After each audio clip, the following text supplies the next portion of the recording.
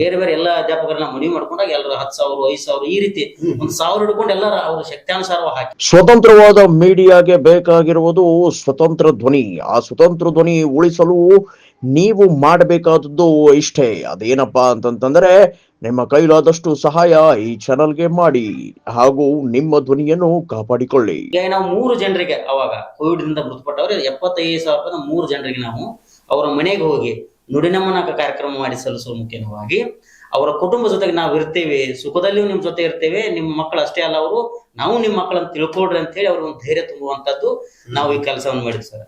ಯಾಕಂದ್ರೆ ಸರ್ಕಾರ ಯಾವುದೇ ರೀತಿ ಸಹಾಯ ಸೌಲಭ್ಯ ಇಲ್ಲದೆ ಇರ್ತಕ್ಕಂಥ ಸಂದರ್ಭದೊಳಗಡೆ ನಮ್ಮ ಪರಿಷತ್ನಿಂದ ಇದು ವಿಭಿನ್ನವಾಗಿರ್ತಕ್ಕಂಥ ಒಂದು ಕಾರ್ಯಕ್ರಮನ ನಾವು ಮಾಡ್ಕೊಂಡಿದ್ವಿ.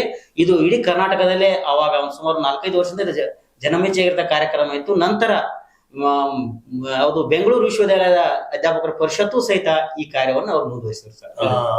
ಆ ಭಾಗದಲ್ಲಿ ಹೌದು. ಯಾಕಂದ್ರೆ ಪಾಪ ಅಧ್ಯಾಪಕರದ್ದು ಇದಂತಲ್ಲ ಒಂದಲ್ಲ ಈ ಜನ ಸ್ವಲ್ಪ ಸೆಕ್ಯೂರಿಟಿ ಇರ್ಬೋದು, ಬಟ್ ಇನ್ನುಳಿದವರು ಪಾಪ ಅವ್ರ ಸೆಕ್ಯೂರಿಟಿ ಇಲ್ಲ. ಇವತ್ತ ಅನೇಕ ನಾವು ನಮ್ಮ ಕಲ್ತಂತ ವಿದ್ಯಾರ್ಥಿಗಳು ನೋಡ್ತಾ ಇದ್ವಿ, PhD ಮಾಡಿದ್ರು ನೋಡ್ತಾ ಇದ್ವಿ, ಜಾಬ್ ಎಲ್ಲ ಏನಿಲ್ಲ, ಪರಿಸ್ಥಿತಿ ಇಲ್ಲ.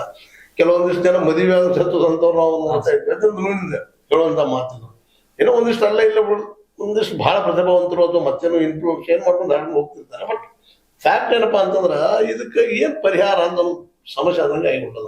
ಆ ದೃಷ್ಟಿಕೊಂಡು ಸರ್ಕಾರ ಅಂತ ಸಾಕಷ್ಟು ಕೆಲಸ ಮಾಡ್ಬೇಕಾದ ದಿವಸ ಇಲ್ಲ, ಅವ್ನು ಮಾಡ್ತಾ ಇಲ್ಲ. ಮತ್ತೆ ಮಾಡಿಸುವಂತ ಒಂದು ನಮ್ಮಲ್ಲಿ ಜನಜಾಗೃತಿ ಮಾಡುವಂತ ಮೂವ್ಮೆಂಟ್ಗಳು ಆಗ್ತಾನೆ ಆ ಮಾತಿರ್ಲಿ. ಬಟ್ ಇವತ್ತು ನೀವೇನ್ ಮಾಡಿದಾರ ನಿಮ್ ಕಾಲ ನಿಲ್ಲುವಂತ ಒಂದು ಪ್ರಯತ್ನ. ನಮ್ದು ಸಹಕಾರ ತತ್ವದ ಒಂದು ಹೆಜ್ಜೆಯನ್ನು ಇಟ್ಕೊಂಡು ನಾವು ಹೊಂಟಿದ್ವಿ ಸರ್.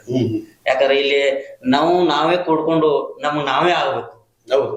ಈಗ ಬೇರೆದವರಿಂದ ನಾವು ಅವ್ರು ಕೊಡ್ಲಿಲ್ಲ ಅಂತ ಅವ್ರ ಕಡೆ ಬ್ಲೇಮ್ ಮಾಡ್ದೇವು. ಎಷ್ಟು ಹಾಗಾಗಿ ನಾವೇ ಸದೃಢವಾಗಿ ನಮ್ಮವ್ರಿಗೆ ಜೊತೆಗೆ ನಾವು ನಿಂತ್ಕೊಂಡ್ರೆ ಸರ್ಕಾರಕ್ಕಿಂತಲೂ ಹೆಚ್ಚಿನ ಒಂದು ಬಲ ಇಲ್ಲ.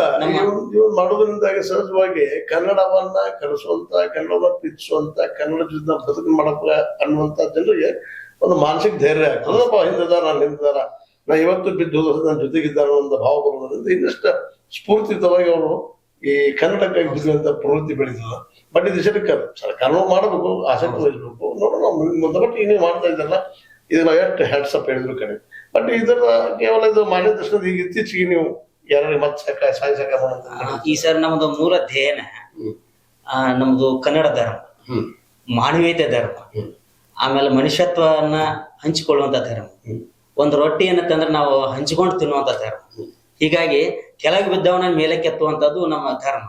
ಈಗ ನಾವೆಲ್ಲ ಉಪನ್ಯಾಸಕ ಬಂಧುಗಳೆಲ್ಲ ನಮ್ಮ ತರಗತಿ ಒಳಗೆ ಮಾನವೀಯತೆ ಮೌಲ್ಯ ಪಾಠ ಮಾಡ್ತೀವಲ್ಲ ಸರ್, ಹಾಗೆ ನಿಜ ಜೀವನದಲ್ಲಿಯೂ ನಾವು ಮಾನವೀಯತೆ ಒಂದು ಈ ಅನುಷ್ಠಾನ ತರಬೇಕು ಅನ್ನೋ ಸದಸ್ಯ ಇಟ್ಕೊಂಡು ನಾವು ಇವತ್ತಿನ ದಿನ ನಮ್ಮ ಗೋಕಾಕದಲ್ಲಿ ದಿವಂಗತ